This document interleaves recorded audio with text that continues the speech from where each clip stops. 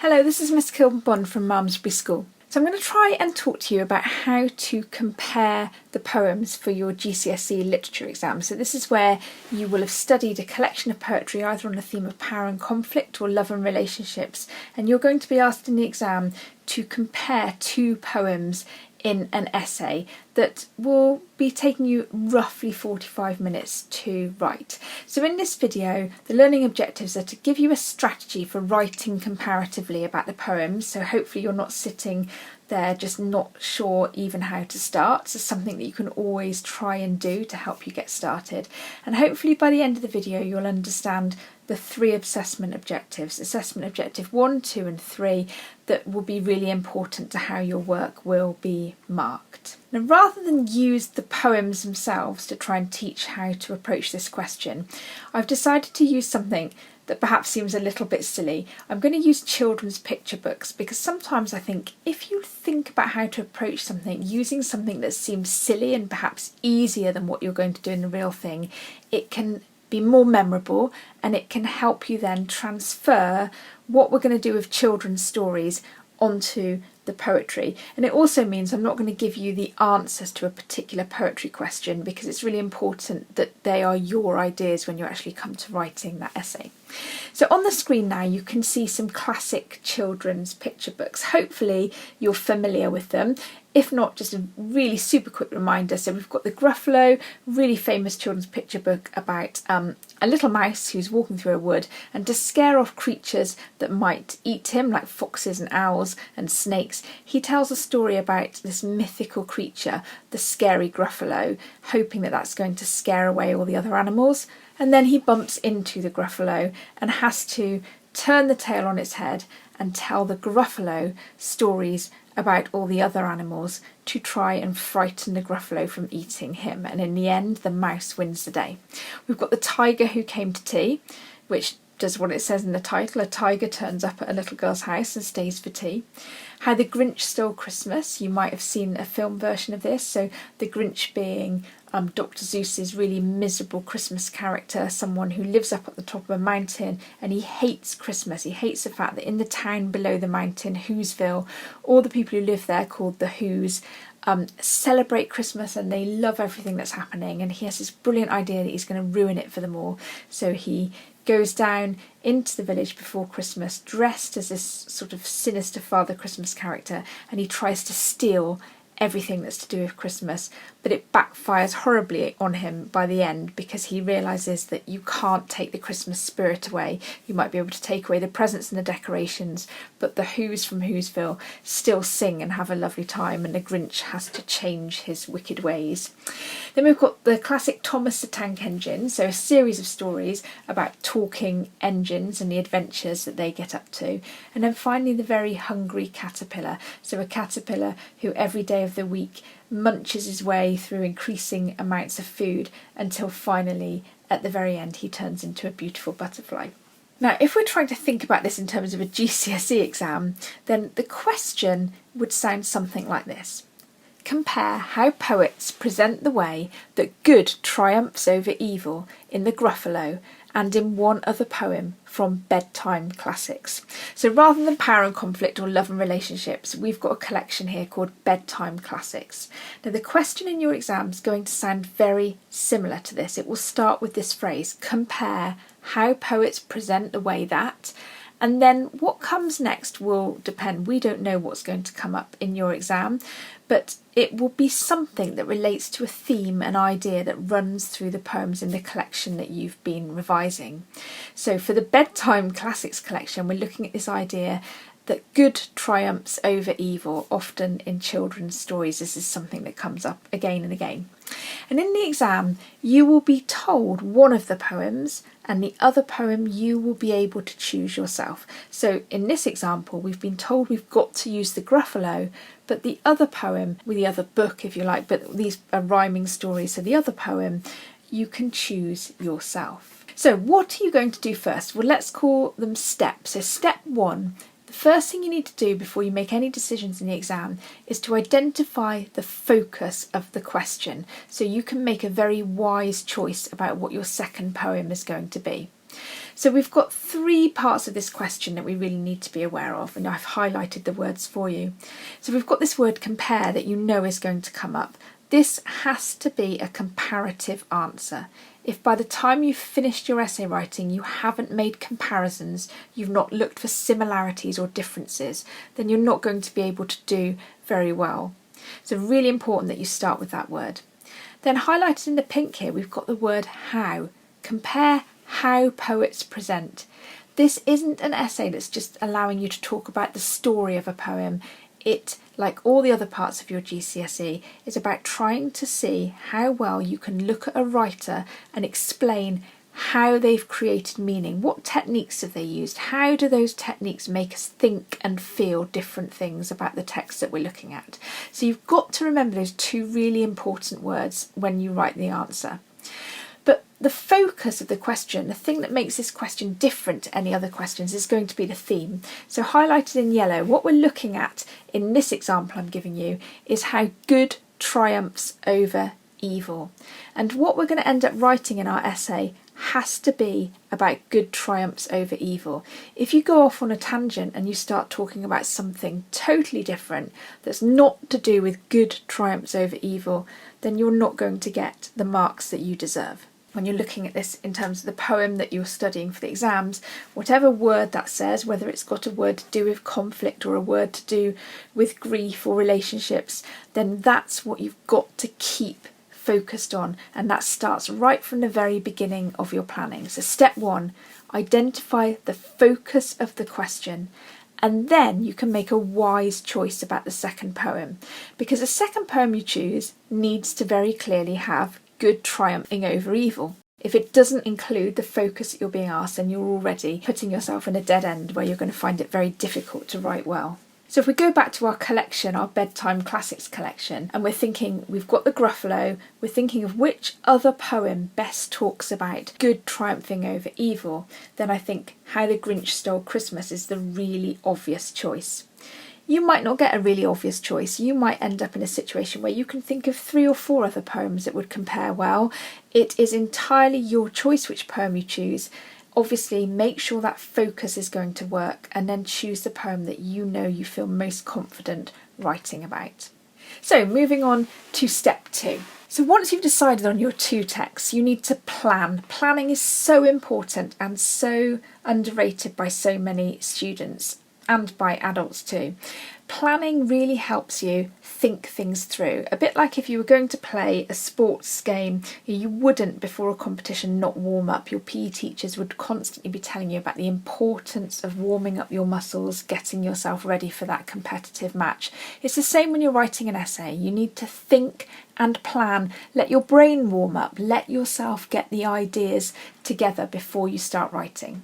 And what you need to plan are how many comparative ideas you're going to be able to find that fit the question focus. So if we go back to the question, you've got to compare how poets present the way that good triumphs over evil. So you've got to be able to come up with more than just one idea about why good triumphing over evil pops up in these 2 poems. How are they similar and how are they different in the way they show good triumphing over evil? And obviously the first thing you're going to do is remind yourself of those poems. So in the exam you will have one printed in front of you, and the other one you will need to have revised before you go into that exam hall. So that's why it's so important that you know these poems inside out and you've read them over and over again. Silly old snake. Doesn't he know?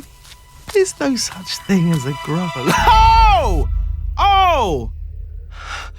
But who is this creature with terrible claws and terrible teeth in his terrible jaws?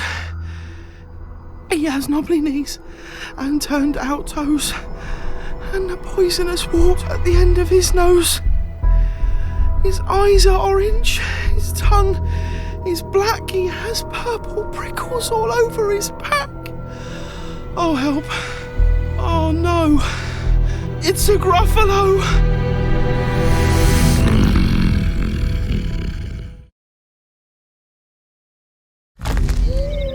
I hear a hoot in the trees ahead.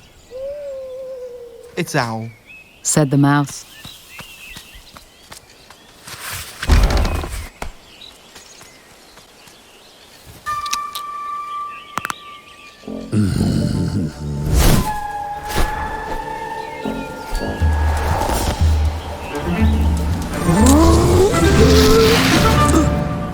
Why, Owl. Hello. Owl took one look at the Gruffalo. Oh, dear. He said, Goodbye, little mouse. Oh. and off he flew to his treetop house.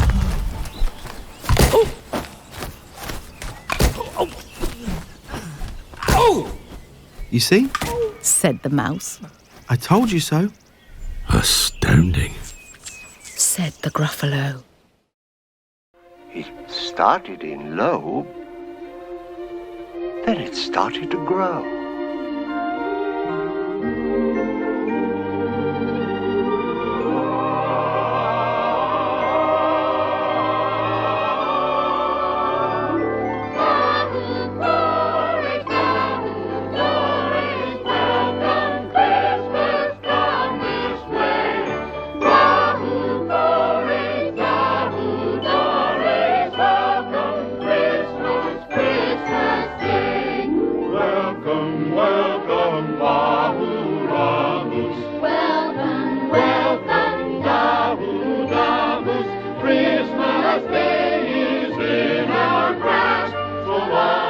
But this sound wasn't sad.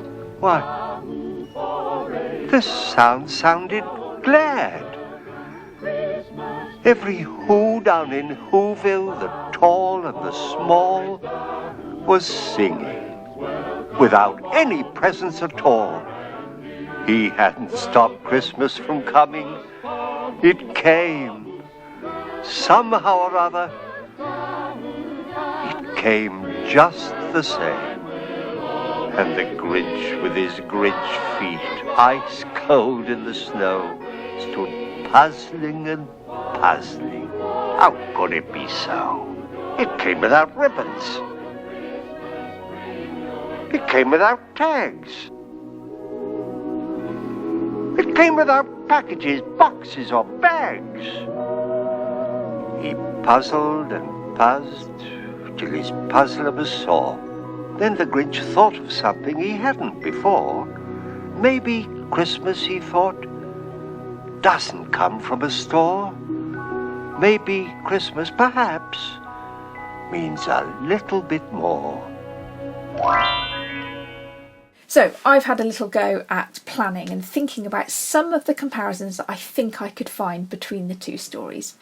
So first of all, and these are not in any particular order, they're just the way I thought about them, I think by the end of the story we see that both of the characters have been tricked. So that's an obvious similarity in the way that the writers are showing good triumphing over evil. The Grinch has been tricked by the spirit of Christmas, having more power than he's got in stealing the presents, and the Gruffalo's been tricked by the cunning little mouse. I could also look for a comparison between the fact that at the end of the story the Grinch has changed for the better. So by the end of the story his heart has grown, he's joining in the Christmas celebrations, and it's implied that he's going to be a better person in the future. The Gruffalo doesn't seem to change, he simply runs away terrified of the little mouse, and we don't know what happens to him afterwards. Another comparison, the Grinch has deliberately tried to ruin things for the Who's, whereas the Gruffalo, there's no sense that he's a deliberately manipulative evil character. He's simply a bit of a stupid monster, really. He's a monstrous but stupid predator. And the other animals in the story are also tricked by the mouse. It's not even just the Gruffalo, the fox and the owl and the snake. They're also tricked by this little mouse. And then the last comparison I thought through was that the Grinch celebrates collective happiness and generosity over greediness. That seems to be the moral of the story. Whereas the moral, if there is one of the Gruffalo, is more a celebration of the intelligence and the wit of this tiny little mouse over the huge brute strength of the Gruffalo. So what I've got there is a list of ideas that show both similarities and differences, and all of them relate back to the focus of the question. They're all ideas I've got about how good triumphs over evil in the text. Now in the exam, your planning time isn't going to be half an hour, it's going to be 5 minutes. So you're probably not going to be writing down the kind of detailed sentences that you can now see on the screen. And I wouldn't normally do that either. I perhaps might have a little mind map where I would literally just write a couple of keywords just to jog my memory when I'm looking back on it. So practice planning. Practice finding ways that you find it easy to make a note of these things. You're not going to be able to draw a lovely neat table with rulers, comparing and contrasting. You're going to have to find and practice really quick ways of just getting a few ideas down in front of you. So step 3 then now, you need to decide on the order of your comparative ideas. Now, ideally you want to have 3, maybe 4 comparative ideas that are going to drive your essay forward, but you want to think about whether there's an obvious one to start with. Is there an obvious one that you want to end with? And add that to your planning notes by simply putting a number next to them. So I've renumbered those ideas that I had with 1, 2, 3 and 4. But notice that I've also put in italics on the board in front of you that you now need to add to your planning notes some ideas about how the writer creates meaning. Because if you go on to write an essay that just talks about the Grinch and the Gruffalo as if they're real monstrous characters, and you don't talk about the writer and how the writer has presented them, then you're not going to do very well. So here's my first idea. I think I'm going to start with the idea that the Grinch has deliberately tried to ruin things for the Whos. The Gruffalo's simply a monstrous but stupid predator. So we've already talked about that idea. But what I'm doing now is I'm thinking, okay, how do the 2 writers show this? So the Grinch, well, I think that Dr. Seuss shows us that he is this kind of evil character through a third-person narrator. So the narrator, probably Zeus, as he's telling us the story of the Grinch, he's able to tell us what the Grinch is thinking. So he shows us as the reader the evil thoughts that the Grinch has and his motivation for wanting to ruin Christmas. There's also dialogue. We hear the Grinch talking and we get a sense of his character and his evil thoughts because of the things that he says. And also, Dr. Seuss uses lots of adverbs and verbs to describe his crimes, to describe his behaviour. Now, the Gruffalo is also a third-person narrator, but rather than focusing on the villain, instead, Julia Donaldson gets us as a reader to focus on the mouse, because the mouse is our hero and we empathise with the mouse. So we get to see the mouse from the very first page right the way to the end. The Gruffalo doesn't appear until halfway through. There's also dialogue, and there's lots of repetition in this story. There's adjectives rather than adverbs describing the Gruffalo's monstrous appearance. So I've already got some ideas there about how I can talk about how the writers either similarly or differently get across the idea of having a villain who represents evil. Now I think I'd then move on in my plan to thinking about talking about by the end of the story they've both been tricked by whoever represents good. So the Grinch has been tricked by the spirit of Christmas, misunderstanding that Christmas was about presents, but actually the Who's understanding that Christmas is more than that. The Gruffalo has been tricked by the cunning of the mouse, as have those other characters. So again, it's not enough to recognise that. You've now got to say how. How do the writers tell us this? Well, in The Grinch, Dr. Seuss uses lots of senses, particularly sound, to reveal that the Grinch's plan has failed. So when he gets back with all his stolen goods, he's absolutely horrified when he starts to hear this noise coming from the bottom of the mountain. And the description of the noise is built up and built up and built up until Dr. Seuss reveals to us that it's actually the Who's singing, coming together and still being able to sing and be happy, even though everything's been stolen from them. We've got the third-person narration again that plays a role here too. Now, in the Gruffalo, the senses isn't the thing we're going to concentrate on. The dialogue becomes important, but I think repetitive patterns, so lots of repeating the same phrases, reveal to the reader Mouse's cunning plan. So I've got some ideas there again about how the writers get this same idea across. So the third part of my plan, I think I'm going to look up the fact that the Grinch changes for the better at the end, whereas the Gruffalo has simply run away frightened. So again, how has the writer created this meaning? Well, the Grinch, there's actually the use of ellipsis. If you don't know what ellipsis is, it's when you see a ... sometimes used like a bit of a cliffhanger or to miss something out. And Dr. Seuss uses ellipsis before revealing the final page of the book, where the Grinch is revealed as actually sitting down and being the person at the Whoville Christmas party cutting the turkey, something at the beginning of the story we didn't think he'd ever do. Again, we've got this third person narration, and it's a past tense story. It's as if the narrator's telling us a fable, a sort of fairy tale story of something that happened long ago and taking us to our happy ending. On the other hand, in The Gruffalo, Julia Donaldson relies on these repeated rhyming patterns, and it's funny, it's meant to humorously reveal the punchline that frightens the Gruffalo away, which of course is the Gruffalo crumble at the end. There's a cyclical structure at the end of the story. So at the start of the story, we had the mouse in the deep dark wood. At the end of the story, we've got the mouse in the deep dark wood, but the mouse is safe eating his nut by the end of the story. So it's a very clever structural technique. Again, talking about how the writer creates meaning is not just talking about language, it's also thinking about form and structure too. So when you're revising the poems, make sure that you're revising the form, the structure, and the language, because it will help you come up with these ideas. Now, my last idea was to look at the fact that the Grinch celebrates collective happiness and generosity over greediness. That seems to be the moral message about good over evil, whereas the Gruffalo celebrates intelligence over brute strength. So how do the writers create this? Well, the Grinch uses the heart symbolism at the start and the end of the poem that show at the beginning the Grinch's heart is 2 sizes too small, and by the end his heart has grown. So the heart becomes a symbol. Grinch's dialogue shows his understanding of the moral message. It's the Grinch who actually realises that Christmas is not about possessions. It's not the narrator's voice, it's actually what the Grinch says. And there's humour too. There's also humour in the Gruffalo. The message is not actually explicitly delivered by the narrator, it's implicit, it's like it's hidden in the story, but it becomes obvious as we read the story. So what we've now got are 4 ideas that can become 4 paragraphs in our essay.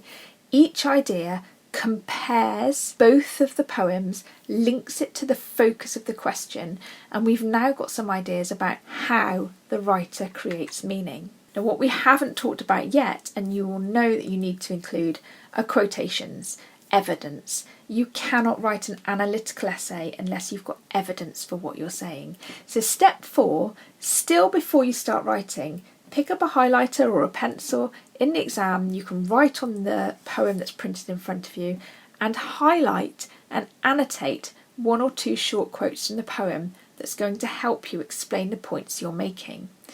Now, you might have already thought that in the exam you're only going to have 1 poem printed in front of you, and this is why you're going to need to know those poems so well, because the other poem that you've chosen you will need to have revised, so even though you can't annotate it in front of you, you can still call on quotations. You might not remember every single word perfectly, but you will know the poems well enough to be able to think about key images and quote from them, even if it's not exactly correct.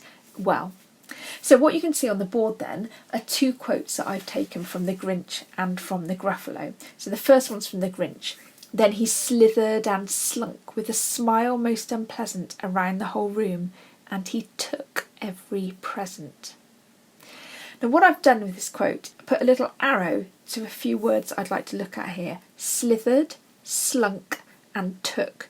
They're all verbs, and they all imply evil behaviour. They all imply that the Grinch is deceitful, that he's doing things behind the Who's back. They imply that he's greedy. He took every present. He didn't even leave one behind. And you might have noticed there's also sibilants here. Slithered, slunk, and smile, all beginning with that hiss-like, snake-like sound, often used to portray evil. So what I'm doing is I'm trying to really think about how the writer's using techniques. The exam isn't a competition to see who can put the most terminology into their question. It does not matter if you do not learn every single poetic technique there is before you go into that exam hall.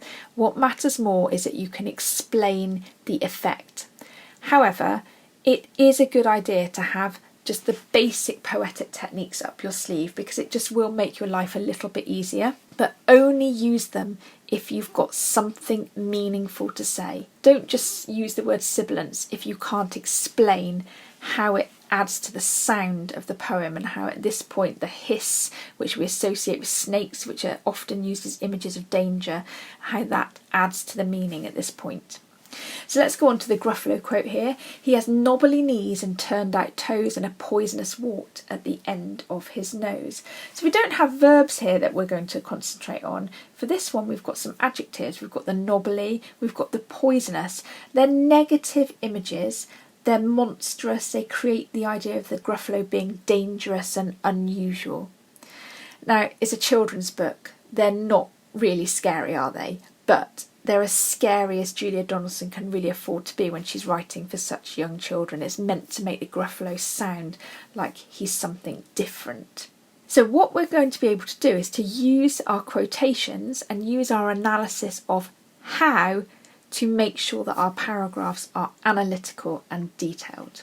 And this takes us to step 5. So you're now ready to write your essay. You've had a little bit of time planning, you've been making sure you're focused on the question, you've managed to come up with some ideas that you're going to include, and then you've linked that to how the writer creates that meaning by choosing quotes and thinking about techniques. You're now ready to write, and as you write, you're going to be thinking about these things. You want to start each paragraph with a comparative topic sentence. Now, a topic sentence simply means the first sentence that you write that sets the tone for the rest of that paragraph. A topic sentence is like a little signpost saying to the person reading your essay, the rest of my paragraph is going to be about this topic. So your first paragraph you want to be comparative. You want to make it about both of the poems, and you want it to link back to the question focus. So it's obviously about good over evil for this question. Then the rest of your paragraph needs to analyse your evidence for one of the poems, then use a comparative word or a comparative phrase to link to the other poem. So words like similarly, in the same way, or in contrast or differently. So you need to learn those sorts of comparative linking words before you go into the exam hall. And then you analyse the second poem. So what you're doing in one paragraph is saying to the examiner, this is what I would like to compare, here's my evidence and I've explained it. Then I'm going to link to the other poem, here's my evidence, and I've explained how the writer's created meaning here too. Easy. So this is what a good one looks like. This is a paragraph, it's not the whole essay, it's a paragraph that hopefully just gives you a little bit of help as to how you can put all of this into practice and turn it into a really strong analytical paragraph. So just to remind you then, the question: compare how poets present the way that good triumphs over evil in The Gruffalo and in one other poem from bedtime classics. So we've chosen The Grinch. So I'm just going to read this to you. Read along with me as you're looking at the screen. In both poems, the writers establish two characters that represent evil, the Grinch, Zeus, and the Gruffalo, Donaldson.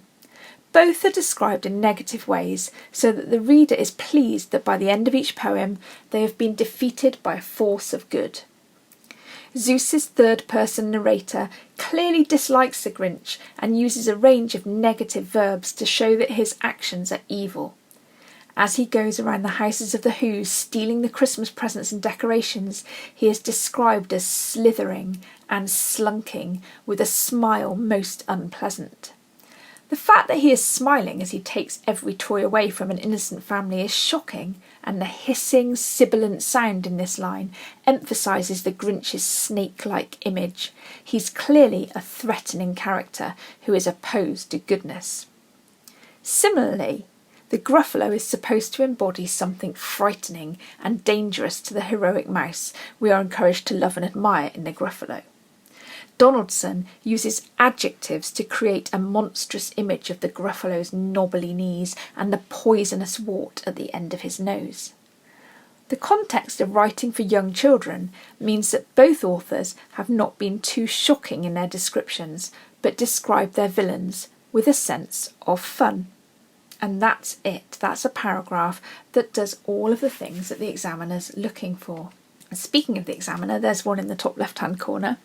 Underneath, you'll notice that there are those assessment objectives that I mentioned in the learning objectives. So we've got assessment objective 1, read, understand and respond to text. So that's being able to show the examiner that you have read and understood all of the poems and that you're able to then answer a question about them. So that's why it's so important that you do answer the question that's set, don't go off on a tangent. AO1 is also about whether you can develop a personal response that uses textual references to support interpretations. That means, can you find good quotes to back up what you want to say? Now you'll see it's colour coded here. So we've got AO1 in purple and pink. And if you look again at that paragraph that I was reading to you a minute ago, if you scan for purple and pink, what you should be able to see are examples of where AO1 is happening in this paragraph. And then the same with AO2. AO2 you can see by scanning the paragraph and looking for the red. AO2 is about whether you can analyse language, form and structure used by the writer to create meanings and effects, using terminology where appropriate.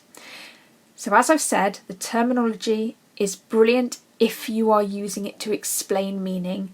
Don't just put it in to show off unless you've got something to say about it. It's much more important that you simply are able to explain what the effect of certain words is. Even if you don't know, you're not sure whether it's a verb or whether it's a metaphor, if you were just to use the quote and explain how it makes the reader think, feel, what it's reminding us of, that will be enough to get you a good mark. Okay, the terminology is a bonus. So I encourage you to learn it where you can, but don't see it as the most important thing. It isn't. So scan again, looking for the red, and that's where AO2 is going to get marks in this paragraph. And then finally, we've got AO3.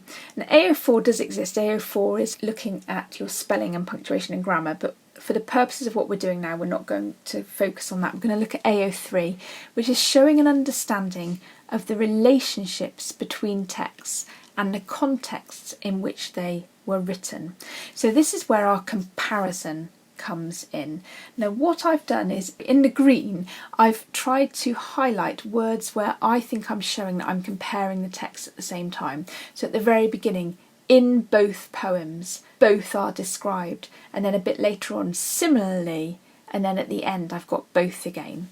So just try, as you go through your paragraph, to throw in these little connecting words to show that you are thinking about both of those texts. Now in the blue is the context. Now if you can add any information about the context of the poem, it's great to do so. You don't have to do it in every paragraph, but if you know, for example, that the poet was a fighter in the First World War and they've written a poem about being a soldier in the First World War, that might be relevant to how you understand the feelings and the messages in the poem. That would be the context of the poem. So where you know something about the context of the poem, then if it's relevant to the question, you can use that as part of your comparison as well. So just have that in mind. As I say, it might not be relevant in every paragraph, but at some point in your essay, try and include that. Now this colour coding is a really good way of you being able to work independently on your revision, because even if you don't sit down and write an entire essay as a practice, if you just write one paragraph and you take highlighters or felt tips or some way of coding your work and you do exactly what you can see on the board now, if you in 3 or 4 different colours go through and show where you've done these particular things, then when you sit back and look at it, if there isn't any green, you know something's gone wrong. You know you haven't made enough comparisons. If there's a lot of red, you know you're doing really well with your analysis of how. So think about this as a strategy for helping yourself improve at home. And you might want to pause at this point and just read that paragraph a couple of times and think about how that sounds, how you can try and write like this. And that brings us to the end of the video really. So what I'm hoping is that you've now got a strategy for writing comparatively about the poem. So you won't sit there looking at the question feeling scared and not sure what to do next, because you've got 5 steps that you can follow that hopefully will give you enough ideas to be able to write intelligently and analytically about those 2 poems.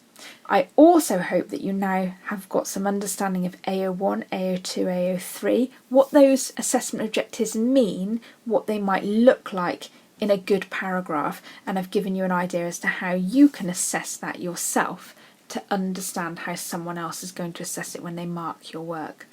On the right hand side of the screen, just to remind you then of those steps. Step 1, identify the focus of the question so you make a wise choice about your second poem. Once you've chosen your second poem, so you've got 2 poems in front of you to compare, plan some comparative ideas, just a little mind map or quick shorthand bullet points as to what ideas you can immediately see will compare those 2 poems. Then put those ideas in order and then think about how the writer's creating meaning for each of them, following that by highlighting and annotating maybe some quotes from the poem that are going to help you develop those points. Step 5, you're going to write your essay, starting each paragraph with a comparative topic sentence that links back to the question focus, analysing your evidence of the first poem, then a comparative word, a comparative phrase that links to the other poem, then analyse the evidence, and then repeat. Try and do that 3 times, 4 times amazing, but try and do that 3 times if you can. You don't really need an introduction and a conclusion. It's such pressured time in the exam that it's rare that a student picks up lots more points from an introduction or a conclusion. So long as you're following those steps, then just doing that in those paragraphs should be enough. Okay, well hopefully using the Grinch and the Gruffalo made that seem a little bit silly and might mean that you remember it better and didn't scare you off. Well, good luck. I really hope that helps. Thanks for listening.